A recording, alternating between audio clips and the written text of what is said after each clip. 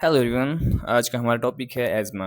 तो एज़मा आपको university exam में 10 या 15 नंबर का डायरेक्ट क्वेश्चन आ जाता है, तो आपको इसको एक प्रॉपर सीक्वेंस में अटेम्प्ट करना होता है। तो आपको नोट्स बनाने की कोई ज़रूरत नहीं है। आपको हैंड रिटन नोट्स प्रॉपर मिल जाएंगे विद डायग्राम्स। आपको कोई भी फ्लो चार्ट या डायग्राम बनाने की भी ज़रूरत नहीं है। आपको प्रॉपर शॉर्ट नोट्स बनाने तो रिवाइज करने के लिए आप बना सकते हो, अदरवाइज आपको प्रॉपर नोट्स में लेक्चर के एंड में प्रोवाइड कर दूंगा। ठीक है, सो स्टार्ट करते हैं एज़मा। तो एज़मा हमें जानने से पहले हमको COPD के बारे में जानना चाहिए। सो पहले first COPD chronic obstructive pulmonary disease. Okay, तो COPD क्या होता है हमारे पास? COPD एक ग्रुप ऑफ डिजीज़ होता है ये हमारे पास, जिसमें कि हमारे पास ये आपको एयर फ्लो का पता होगा। सबसे पहले ट्रैक क्या होता है, प्राइमरी ब्रोंकाइटिस, सेकेंडरी, टर्शियरी, इस तरह से होता है ना। तो इसमें क्या होता है कि देयर इज ऑब्स्ट्रक्शन, पार्शियल हो सकती है, आधा, और कंप्लीट हो सकती है पूरी, मतलब बंद हो गया पूरा का पूरा ल्यूमन। तो जब ये चीज़ काफ़ी लंबे टाइम के लिए होती है, क्रॉनिक, पार्शियल और कंप्लीट ऑब्स्ट्रक्शन होती है, फ्रॉम ट्रैकिया टू एल्वुलाई तक कहीं भी हो सकती है। तो वो सारी डिजीज आती है हमारे पास COPD के अंदर, जो जो ये ऑब्स्ट्रक्शन कॉज करती है। तो COPD के अंदर हमारे पास 4 डिजीज आती है। एज़मा आता है, क्रॉनिक ब्रोंकाइटिस आता है, एम्फाइसीमा आता है और ब्रोंकियोस्टेसिस आता है। ठीक है, तो ये 4 डिजीज हम वन बाय वन हम डिस्कस करेंगे। तो पहला हमारा जो आज का टॉपिक है वो एज़मा। ठीक है, जो कि हमारे पास COPD के अंदर आता है। तो सबसे पहले हम देखते हैं एज़मा में क्या होता है। ठीक है, डेफिनेशन हम देखेंगे। सबसे पहले देखो यहाँ पे नॉर्मली हमारे पास जो एयरवे होता है वो कैसा होता है। नॉर्मली एयरवे में हमारे पास ये, फॉर एग्जांपल, ये हमने यहाँ से लिया है, जैसे मान के चलो ये डायग्राम यहाँ से यहाँ पे, ठीक है, प्राइमरी ब्रोंकियोल से लिया ऐसे मान के चलो। ठीक है, तो इसमें क्या है, हमारे पास ल्यूमन है। आपको हेल्दी एयरवे में दिख रहा है, बड़ा सा ल्यूमन दिख रहा है, ये हमारे पास ल्यूमन है। और फिर उसके बाद हमारे पास ये म्यूकोसा लेयर, आपको पतली सी लेयर दिख रही होगी, ये that is mucosa, and this मोटी सी लेयर जो हमारे पास में बाहर दिख रही है, दैट इज मस्कुलरिस। ओके, ये हमारे पास मस्कुलरिस लेयर है। ठीक है, तो एजमा में हमारे पास क्या होता है, एजमा एक तरह का हमारे पास एलर्जिक रिएक्शन होता है। ये हाइपर रिस्पॉन्सिवनेस होता है। Track tracheobronchial tree. तो ट्रैक्योब्रोंकियल ट्री किसको बोलते हैं हम? ट्रैकिया, ये दिख रहा है आपको, पेड़ सा नजर आ रहा है, ट्रैकिया के नीचे आपको इधर से देखो पेड़ सा नजर आ रहा है, बस ये हमारे पास ट्रैक्योब्रोंकियल ट्री होता है।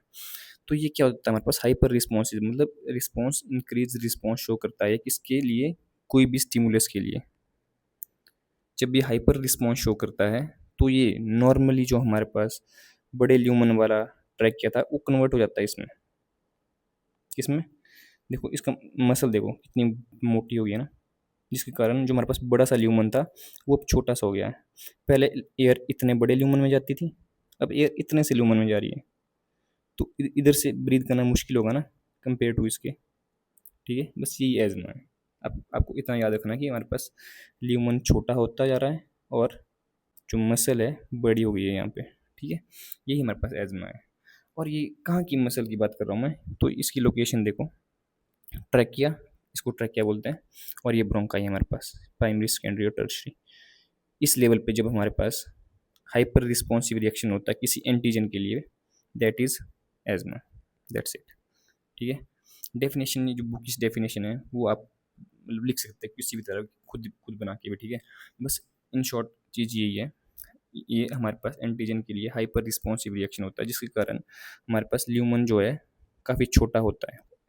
क्यों होता है छोटा, कैसे होता है, वो हम इटियोपैथोजेनेसिस में इधर पढ़ लेंगे। ठीक है, अभी के लिए आप ये मान के चलो कि जो हमारे पास एयरवे है उसका ल्यूमन छोटा हो रहा है। ठीक है, इटियोलॉजी क्या है, इटियोलॉजी क्या होता है, इटियोलॉजी होता है क्यों हो रहा है, कौन सा फैक्टर है जिसके कारण ये होता है। ठीक है, इटियोलॉजी में हमारे पास एलर्जेंस, एलर्जन में क्या होता है, डस्ट पार्टिकल हो सकता है आपके, कोई भी पोलन हो सकता है, स्मोक हो सकता है। ठीक है, ये सारी चीज़ें हमारे पास एलर्जन में आती है इटियोलॉजी में। इटियोलॉजी मतलब होता है जो चीज़ें कॉज करती है इसको। देन देयर इज टाइप्स, दो टाइप का होता है हमारे पास एजमा। एक एक्सट्रिंसिक हो सकता है, देन देयर इज इंट्रिंसिक। ठीक है, अब हम एक्सट्रिंसिक पढ़ते हैं पहले। एक्सट्रिंसिक का मतलब क्या होता है, this is most common type, जो यूजुअली होता है, प्रेजेंट होता है। ठीक है, कॉमन है ये और अक्कर होता है। जो एक्सट्रिंसिक मतलब देखो, external, extrinsic, internal, intrinsic. External मतलब एक्सटर्नल एजेंट जा रहा है बॉडी में, जिसके लिए body hyper responsive reaction show कर रही है, और हमारे पास हेल्दी एयरवे इसमें कन्वर्ट हो रहा है। ठीक है, अब इंट्रिंसिक का मतलब क्या होता है, ठीक है। इंटरेस्टिंग में कोई भी बाहर से चीज़ नहीं आती अंदर, कोई भी एलर्जन नहीं आता अंदर। इसमें क्या होता है, और कोई भी इसमें इम्यूनिटी या मतलब एंटीजन एंटीबॉडी कुछ नहीं होता इसमें। होता क्या है इसमें, हमारा जो ट्रैकिया, हमारा जो एयरवे है, वो हाइपर रिएक्टिव हो जाता है, not hyper responsive, hyper reactive हो जाता है। होते हैं ना, मतलब कुछ चुलबुला टाइप के लोग होते हैं, उनको थोड़ा टच कर लो वो मतलब एकदम से हो जाते हैं कि क्या कर रहा है, क्यों कर रहा है, बस वैसा हो जाता है। इसमें कोई भी ऐसे एंटीजन एंटीबॉडी की फॉर्मेशन नहीं हो रही है, जस्ट एक हाइपर रिएक्टिव हो जाता है हमारे पास immune system. Okay, hyper reactive हो जाता है टुवर्ड तो बहुत से फैक्टर होते हैं जिनके लिए हाइपर रिएक्टिव होता है। कुछ कोल्ड एयर हो सकता है, स्मोक होता हो सकता है, और पोल्यूशन हो सकता है, जिसके लिए हमारे पास ये हाइपर रिएक्टिव हो रहा है। ठीक है, तो सिम्टम इसके सिमिलर होते हैं, क्योंकि इसमें भी हमारे पास ऐसा ही हो जाता है, ल्यूमन नैरो हो जाता है, तो सिम्टम जो हमारे पास सिमिलर होते हैं एलर्जिक एजमा की तरह ही, लेकिन इसमें एलर्जी नहीं होती। ठीक है, इसमें एंटीजन एंटीबॉडी वगैरह कुछ नहीं होता। ठीक है, एलर्जी नहीं होती इसमें, लेकिन सिम्टम सिमिलर होते हैं। ठीक है, आपको इंट्रिंसिक वैसे एक्सट्रिंसिक में डिफरेंस शायद पता चल गया होगा। इसमें प्रॉपर एलर्जी मतलब एलर्जी होगी, लेकिन इसमें कोई भी एलर्जी नहीं होगी, लेकिन जो हाइपर रिएक्टिव हो जाता है। ठीक है, मतलब आपने छुई मुई का प्लांट देखा होगा ना, हम उसको टच करते हैं तो एकदम से वो कंस्ट्रिक्ट हो जाता है। बस सेम, जैसे कि ठंडी हवा अंदर चली गई तो उनका जो हमारे पास ल्यूमन है एकदम से कंस्ट्रिक्ट हो जाएगा। ठीक है, दैट्स इट। ठीक है, देन हम पढ़ेंगे पैथोजेनेसिस ऑफ एजमा। ठीक है, अब पैथोजेनेसिस बहुत इंपॉर्टेंट है ना, इसमें आपको डायरेक्ट एक शॉर्ट नोट आ सकता है। तो पैथोजेनेसिस हम ये आपको प्रॉपर नोट्स है। ठीक है, आपको इसी तरह स्टेप बाय लिखना है पेपर में अपने। ठीक है, लेकिन हमको इसको समझना है थ्रू अ डायग्राम। ठीक है, ये जो हमने डायग्राम इधर क्रिएट की है, इसके इसके हेल्प से हमको इसको समझना है। ठीक है, इसमें क्या हो रहा है, और मतलब मैं आपको यही समझाऊंगा ना, जो चीज़ मैं यहाँ समझाऊंगा वो मैंने यहाँ पे लिखी हुई है। ठीक है, आपको बस ये पढ़ना है, फिर बाद में जब आप खुद रिवाइज करोगे ना तो आपको सारी चीज़ें समझ आ जाएगी। ठीक है, तो इसमें देखो काफ़ी ईजी है ना। सबसे पहले जब हमारे पास मान लो, आज तक मान लो कभी आप हिमाचल नहीं गए घूमने। ठीक है, आप फर्स्ट टाइम हिमाचल जा रहे हो घूमने। ओके, तो वहाँ पे बढ़िया बसंत का मौसम है। ठीक है, विंटर में जाते हो तो चलो ठीक है, आप बसंत में जा रहे हो। ठीक है, या फिर कोई पर्टिकुलर एलर्जन, आपको वहाँ पे कोई पर्टिकुलर प्लांट है उसका कोई पॉलन है। ठीक है, आप फर्स्ट टाइम जा रहे हो हिमाचल। ठीक है, तो फर्स्ट टाइम कोई एलर्जन आया आपकी बॉडी के अंदर, आपने वो इनहेल कर दिया। ठीक है, तो आपकी बॉडी का डिफेंस मैकेनिज्म होता है फिर अंदर। ठीक है, उसमें आते हैं हमारे पास डेंड्राइटिक सेल, जो कि हमारे पास एक मैक्रोफेजेस होते हैं एक तरह के। ठीक है, मोनोसाइट्स होते हैं ये सेल्स। तो ये क्या करते हैं, जो भी एंटीजन है उसको अपने अंदर डाल देंगे, इनगल्फ करेंगे, खा लेंगे इसको। ठीक है, इसका मैं आपको एक अलग से डायग्राम बनाता हूँ। ठीक है, फॉर एग्जाम्पल ये हमारे पास एंटीजन है। ठीक है, दिस इज एंटीजन, ये आप फर्स्ट टाइम आपका फर्स्ट एक्सपोजर है। ठीक है, फर्स्ट एक्सपोजर है। ठीक है, इसको याद रखना। ठीक है, तो इधर है हमारे पास ये जॉइंट सा सेल, बड़ा सा डेंड्राइटिक सेल। ठीक है, बहुत गुस्से में है। ठीक है, मोटा भयानक सा। ठीक है, बहुत सैड सा है। इसको गुस्सा आ गया कि ये कैसे आ गया फर्स्ट टाइम इधर। ठीक है, तो इसने क्या कर दिया, इसको इनगल्फ कर दिया अपने अंदर। ठीक है, मान लो ये इसने खा लिया इसको, तो क्या करेगा, टुकड़े टुकड़े कर देगा अंदर ये। ठीक है, ऐसे छोटे छोटे पार्टिकल में डिवाइड कर देगा इसको, डेंड्राइटिक सेल। ओके, और इसका एक पार्टिकल को अपने सरफेस में से दिखाएगा, ये पूरी बॉडी को दिखाना चाहता है कि देखो ऐसा एक एंटीजन आया है, इसके अगेंस्ट एंटीबॉडी बनानी है। ठीक है, तो एंटीबॉडी किसको बोलेगा बनाने के लिए, इसको ये जाता है अपने टी सेल के पास। ठीक है, ये हमारे पास टी सेल है। ठीक है, टी हेल्पर सेल है, मान लो T T helper two cell इसको मान लो। ठीक है, ये इसको प्रेजेंट कर देता है इसको। ठीक है, बोल देता है भाई भाई ऐसा सीन है, ये पर्टिकुलर एंटीजन आया है। ठीक है, इसका इसका एक पार्टिकल इसने यहाँ पे शो कर दिया ऐसे, और इसको ये प्रेजेंट कर रहा है टी हेल्पर सेल के लिए। तो ये टी हेल्पर सेल क्या करेगा, ठीक है, ये टी हेल्पर सेल करेगा। टी हेल्पर सेल हमने यहाँ पे बनाया हुआ, देखो इधर, let me show with different pen. हाँ देखो, अब इसने डेंड्राइटिक सेल जो हमने यहाँ पे ड्रॉ किया है, इसने एंटीजन प्रेजेंट कर दिया टी हेल्पर सेल को। यहाँ हम देख पा रहे हैं, देखो ये पूरा प्रोसेस, ये वाला प्रोसेस यहाँ पे देखो। ठीक है, तो इसने प्रेजेंट कर दिया टी हेल्पर सेल के पास। तो टी हेल्पर सेल क्या करेगा, टी हेल्पर सेल दो काम करेगा, इंटरल्यूकिन 4 रिलीज करेगा और इंटरल्यूकिन 5 रिलीज करेगा। ये दो चीज़ इसने रिलीज की। ठीक है, तो इंटरल्यूकिन 4 क्या करेगा, सबसे पहले इंटरल्यूकिन 4 जो है हमारे पास प्लाज्मा सेल को एक्टिवेट करेगा। प्लाज्मा सेल क्या है, बी लिम्फोसाइट। ठीक है, बी लिम्फोसाइट आपको पता होता है क्या करता है, मैं आपको इधर बता देता हूँ, काफ़ी ईजी है। ठीक है, मान लो बी लिम्फोसाइट के पास कोई एंटीजन आता है, फॉर एग्जाम्पल ये एंटीजन ये बी लिम्फोसाइट के पास आया, तो बी लिम्फोसाइट दो काम करता है। फर्स्ट, ये बना देता है एंटीबॉडी। ठीक है। और सेकंड बनाता है ये मेमोरी सेल, ताकि इन फ्यूचर जब भी आएगा तो ये मेमोरी सेल इसको देख लेगा। ठीक है।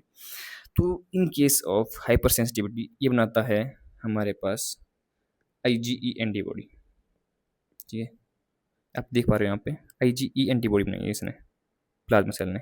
ठीक है। आईजीई एंटीबॉडी ने क्या किया, जो भी हमारे पास एंटीजन था, ये वाला फर्स्ट जो एंटीजन आया था, उसको डिस्ट्रॉय कर दिया, खत्म कर दिया इसको। ठीक है। एंटीजन को तो उसने खत्म कर दिया, ओके। ठीक है। लेकिन खुद क्या करता है, ये खुद बैठ जाता है ये मास्ट सेल पे। देखो ये मास्ट सेल है ना, और खुद उसकी सरफेस पे इस तरह बैठ गया। देखो आपको दिख रहा है यहाँ पे, ऐसे बैठ गया ये फर्स्ट टाइम पे, जब फर्स्ट टाइम हमारे पास एंटीजन आया था। ठीक है। हम अभी रिवाइज करेंगे एक बार, आप टेंशन मतलब कुछ समझ नहीं आ रहा तो हम आराम से रिवाइज करेंगे अभी। तो खुद ये मास्ट सेल के ऊपर ऐसे बैठ गया। ठीक है। आप स्टेप बाय स्टेप समझना, इसको अच्छे से याद करना फिर। ठीक है। हो सकता है आपको बीच बीच कुछ स्टेप मिस हो रहे हो, तो उसको रिपीट में आप पढ़ लेना। ठीक है। तो मास्ट सेल के ऊपर इस तरह बैठ गया ये। ठीक है। फर्स्ट टाइम पे फिर तो फर्स्ट टाइम तो आपको कुछ नहीं हुआ, आप हिमाचल गए, बढ़िया मज़े किया आपने, इन्जॉय किया, मनाली गए, बढ़िया गए, फिर वापस आ गए। फिर अगले साल, नेक्स्ट ईयर, आपने कहा कि लास्ट टाइम बड़ा मज़ा आया था मेरे को, इस बार मैं फिर से जाऊँगी तो फिर से मज़े करूँगी। ठीक है। अब आपका सेकंड अटैक हुआ एंटीजन का, फिर आप फिर से उसी मौसम में चले गए, मार्च अप्रैल में चले गए, तो बढ़िया फूल खिले थे, तो फिर से वही सेम पोलन आया। इस बार आपके पास एंटीजन, जो एंटीबॉडी थी मास्ट सेल पे लगी हुई, पहले से प्रिपेयर्ड थी उस एंटीजन के लिए। ठीक है। अब जो एंटीजन है वो ये स्टेप फिर से नहीं रिपीट करेगा। ठीक है। अब वो जो एंटीबॉडी आपके मास्ट सेल पे लगी हुई है उससे डायरेक्ट इंटरेक्ट करेगा। अब इसने इंटरेक्ट करके एंटीबॉडीज को कर दिया एक्टिवेट। ठीक है। जब एंटीबॉडीज एक्टिवेट होती है तो वो मास्ट सेल से डिटैच हो जाती है, कुछ इस तरह से, यहाँ देखो डिटैच होगी। ठीक है। तो इसने क्या कर दिया, डिटैच हुई है और मास्ट सेल को ब्रेक कर दिया, मास्ट सेल की वॉल को, और जितना भी अंदर कंटेंट था मास्ट सेल का, जो भी ग्रेन्यूल्स थे, उसको निकाल दिया बाहर। ठीक है। तो ग्रेन्यूल्स क्या क्या हो सकता है, ग्रेन्यूल्स आपके हिस्टामिन, सेरोटोनिन, इंटरल्यूकिन, बहुत सारे हो सकते हैं, लेकिन आपके काम के जो है वो है interleukin B4 and interleukin D4। ठीक है। तो ये जो ग्रेन्यूल्स निकले हैं उनका काम क्या है, उनके रिसेप्टर होते हैं। उनके रिसेप्टर कहाँ होते हैं, ट्रैकिया और ब्रोंक्यूल में। हमने यहाँ पे देखा था ना, ट्रैकिया और ब्रोंक्यूल, ट्रैकिया और ब्रोंक्यूल में इनके रिसेप्टर होते हैं। ठीक है। तो ये रिसेप्टर में जब ये बाइंड करते हैं तो करते हैं ब्रोंकोस्पाज्म। स्पाज्म मतलब कॉन्ट्रैक्ट, है ना। देखो ये नॉर्मल मसल है, यहाँ पे एक सेकेंड, यहाँ पे देख पा रहे हैं ना, ये नॉर्मल मसल है ये वाली, और ये कॉन्ट्रैक्ट होगी। जब कॉन्ट्रैक्ट होती है तो मसल बड़ा हो जाता है ना, जब भी बाइसेप्स हम कॉन्ट्रैक्ट करते हैं तो मसल बड़ी हो जाती है। तो यहाँ पे इसने स्पाज्म कर दिया इस रिसेप्टर पे जो है हमारे पास, ल्यूकोट्रिन D4 और B4 ने एक्ट किया और इस मसल को मोटा कर दिया, जिसके कारण हमारे पास जो ल्यूमन था इतना बड़ा, वो इतना पतला सा हो गया। समझे। एक बार रिवाइज करते हैं इसको, पूरे प्रोसेस को आपको अच्छे से समझाने के लिए। ठीक है। तो क्या हो रहा है हमारे पास, एजमा है। ठीक है। एलर्जन आया। ठीक है। फर्स्ट टाइम आ रहा है, फर्स्ट टाइम, अभी सेकंड टाइम नहीं आ रहा, फर्स्ट टाइम आ रहा है। तो फर्स्ट टाइम क्या होता है, हमारे पास डेंड्राइटिक सेल होते हैं, जो हमारे पास मैक्रोफेज होते हैं, उसको एनगल्फ करेंगे। ठीक है। एनगल्फ करके छोटे छोटे पार्टिकल में तोड़ देंगे, और उसमें से एक पार्टिकल बाहर निकालेंगे इधर सरफेस पे। किस लिए निकालेंगे, ताकि ये टी सेल को प्रेजेंट कर पाए। टी सेल को क्यों प्रेजेंट करना है, क्योंकि एंटीबॉडीज बनानी है। ठीक है। अब टी सेल को उसने प्रेजेंट कर दिया, आप बोलोगे कि इधर डिग्रेड तो कर दिया था, एंटीबॉडी क्यों बनानी है।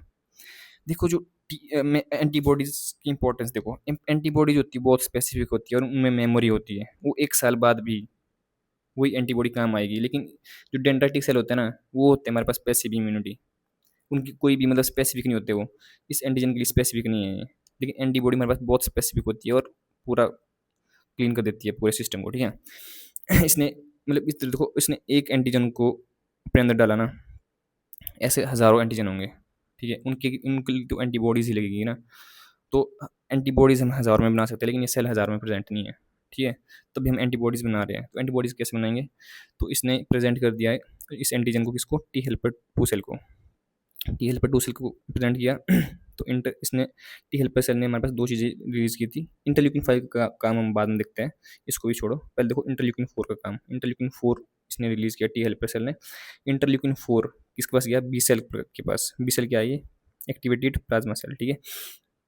बी सेल क्या करता है हमारे पास? एंटीबॉडी प्रोडक्शन करता है। एंटीबॉडी कौन सी बनाई इसने? आईजीई, ठीक है। तो आईजीई ने क्या किया, ये मास्ट सेल के ऊपर अटैच होगी किस तरह से, ये देखो, ये आईजीई अटैच होगी, है ना।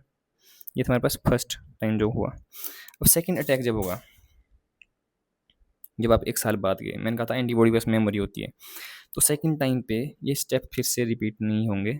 सीधा डायरेक्ट एंटीजन एंटीबॉडी के ऊपर जाएगा, एंटीबॉडी की एक्टिवेशन करेगा, इस वॉल को ब्रेक करेगा और मास्ट सेल के कंटेंट को बाहर निकाल देगा।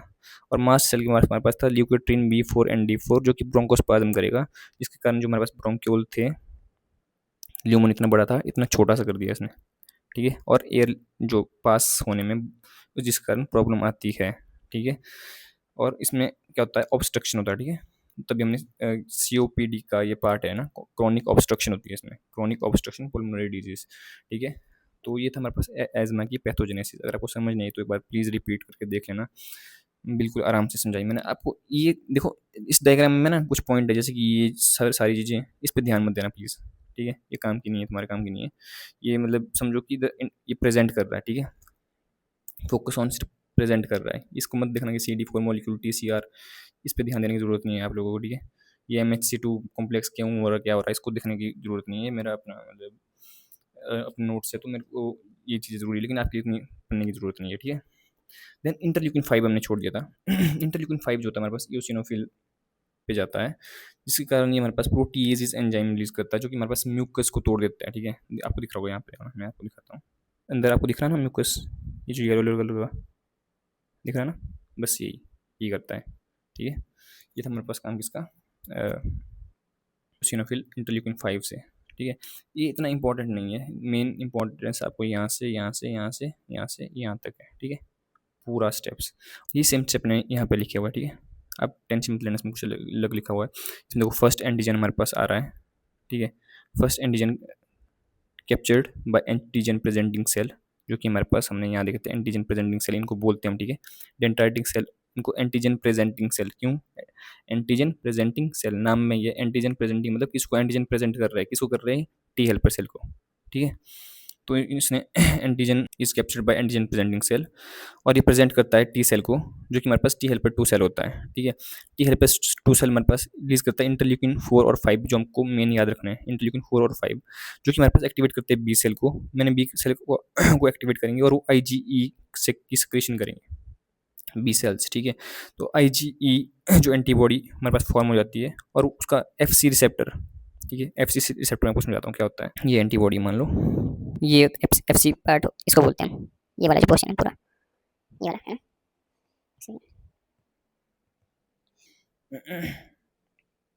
इस पोर्शन को बोलते हैं एफसी पोर्शन। ये वाला नीचे वाला कांस्टेंट जो पोर्शन होता है ना, इसको एफसी पोर्शन बोलते हैं, ये वाला, ठीक है। तो जो एक्टिवेटेड बी सेल है, उन्होंने बना दिया हमारे पास IgE एंटीबॉडी, जो कि बाइंड होती है हमारे पास FC रिसेप्टर के साथ, जो कि मास्ट सेल पे होता है, ठीक है। मैंने कहा था ना मास्ट सेल पे यहाँ बाइंड होगी, देख लो यहाँ पे ऊपर देख सकते हो मास्ट सेल, यहाँ पे रिसेप्टर होता है ना इसके लिए, एंटीबॉडी के लिए FC रिसेप्टर, यहाँ पे बाइंड कर जाती है, ओके। उसके बाद mast cell is now fully sensitised second exposure. जब भी सेकंड एक्सपोजर होगा, जो IgE थी हमारे पास, वो एक्टिवेट हो जाएगी, जिस कारण जो मास्ट सेल है वो ब्रेक डाउन हो जाएगा, डिग्रेनुलेशन हो जाएगी, ल्यूकोट्रिन B4 D4 रिलीज होंगे, और जो कि ब्रोंकोस्पाज्म कर देंगे और एजमा कॉज कर देंगे, ठीक है। That's it. Etiopathogenesis clinical feature हमारे पास काफ़ी ईजी है। There is cough, wheezing sound and paroxysms of dyspnoea. इसका मतलब क्या होता है? इसका मतलब होता है सडन, जो हमारे पास जब बंदे को सडनली हमारे पास ब्रेथलेसनेस फील हो जाती है ना, जैसे कि आपने मूवीज़ में देखा होगा कि कोई भी हम पेशेंट दिखाते हैं हमको एजमा में, या तो हमने हॉस्पिटल में भी देखा होगा, तो सडनली वो जो इन्हेलर है मतलब एकदम से अपने मुंह में लगा देते हैं ना, तो वही होता है इसमें, ठीक है। सडनली हमारे पास ब्रेथलेसनेस फील हो जाती है पर्सन को। फिर कफ और विजिंग साउंड क्यों आ रहा है? क्योंकि जो हमारे पास एयर फ्लो है वो कंस्ट्रिक्ट हो रहा है हमारे पास, कंस्ट्रिक्शन हो रहा है हमारे पास। इधर देखो ल्यूमन छोटा हो रहा है, जिस कारण एक विसल सा साउंड आता है, करके साउंड आता है जब सांस लेता है इंसान, ठीक है। इनहेलेशन और एक्सलेशन दोनों टाइम आता है विजिंग साउंड, ओके। ये हमारा क्लिनिकल फीचर, इसको हम ट्रायड बोलते हैं एजमा का। एजमा के ट्रायड में आपको 3 क्लिनिकल फीचर, आपको बहुत जगह बहुत सारे दिए होंगे, लेकिन आपको ये 3 याद होने चाहिए, और ये 3 अपने exam now let's discuss diagnosis. Diagnosis में हम सबसे पहले हिस्ट्री एंड एग्जामिनेशन चेक करेंगे, ठीक है। हिस्ट्री में पेशेंट उसकी फैमिली हिस्ट्री चेक कर सकते हैं, कोई फैमिली में कोई एलर्जी तो नहीं है, उसकी ट्रैवल हिस्ट्री हम चेक कर सकते हैं, कहीं पर्टिकुलर किसी एरिया में गया होगा जहाँ उसने एलर्जन का एक्सपोजर लिया। देन हम देखेंगे स्पायरोमेट्री। स्पायरोमेट्री आपने हॉस्पिटल में देखा होगा, मतलब स्पायरोमेट्री करते हुए फिर पीक एक्सपायरेटरी फ्लो रेट हम चेक करते हैं किसकी डायग्नोसिस के लिए, एजमा की डायग्नोसिस के लिए, ओके। और लास्ट में हमारे पास ट्रीटमेंट है। ट्रीटमेंट में हम पेशेंट को क्या देंगे, ब्रोंकोडाइलेटर्स देंगे, कॉर्टिकोस्टेरॉइड्स देंगे, और हम उसको बोलेंगे जो भी उसके ट्रिगर फैक्टर्स है, पोलन हो सकते हैं, स्मोक हो सकता है, उन चीज़ों को अवॉइड करने के लिए हम उसको प्रिस्क्राइब कर सकते हैं, ओके। सो ये था हमारे पास पूरा एजमा, ठीक है। हमने पैथोजेनेसिस की रिवाइज कर ली है। और आपको अगर 10 या 15 नंबर का आता है तो आपने सबसे पहले COPD मेंशन करना है, COPD के टाइप्स, देन एजमा। एजमा की सबसे पहले डेफिनेशन हमने देखी थी, लोकलाइजेशन कहाँ पे होता है, इटियोलॉजी देखी हमने, इसके टाइप्स देखे हमने, extensive, intrinsic, then pathogenesis, clinical features, diagnosis and treatment. बस आपको इसी प्रॉपर सीक्वेंस में एजमा को अटेम्प्ट करना है, ठीक है। And that's it. सो ये आपको नोट्स में आपको अभी आप इनके स्क्रीनशॉट ले सकते हो। मैं इसको मिटा देता हूँ जितना भी एक्स्ट्रा वर्क मैंने किया हुआ है यहाँ पे, सॉरी। फिर आप इसका स्क्रीनशॉट ले सकते हो। Yes, so this is first page, wait, this is first page. आप इसका स्क्रीनशॉट ले सकते हो, वैसे मतलब आपको मैं बाद में भी प्रोवाइड कर दूंगा। And this is second page. So that's it for today. मिलते हैं नेक्स्ट वीडियो में, शायद मोस्ट प्रॉब्ली क्रोनिक ब्रोंकाइटिस में होगी। So please don't forget to like and subscribe, और कमेंट में बताना कोई प्रॉब्लम होगी तो, किसी भी पॉइंट पे कोई भी प्रॉब्लम होगी या कुछ द वे ऑफ टीचिंग में कुछ आपको एक्स्ट्रा चाहिए तो आप मेरे को कमेंट में प्लीज़ बता देना, और प्लीज़ सब्सक्राइब कर देना। Thank you.